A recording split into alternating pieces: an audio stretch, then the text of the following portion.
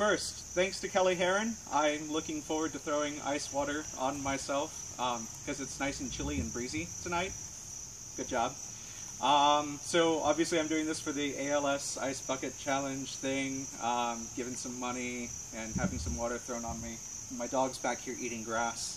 I've actually had so many outtakes with this video that the water's probably lukewarm by now, but there's still ice floating in it, so that's cool.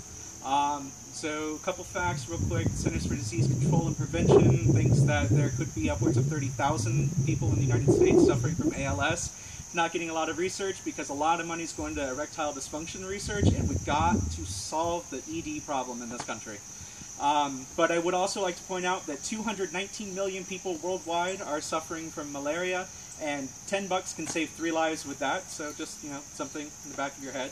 I've been told about 7 times by Sarah, who is my camera person, that I'm supposed to challenge people before I do this. And I think the whole challenging people thing is kind of weird, but I would also kind of like to see Paige Triplett, Matt Claviter, and Tommy Vyers soaked with ice water.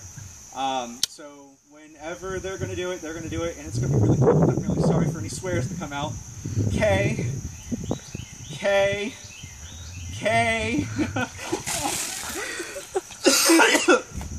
Don't breathe ice water. It hurts the lungs.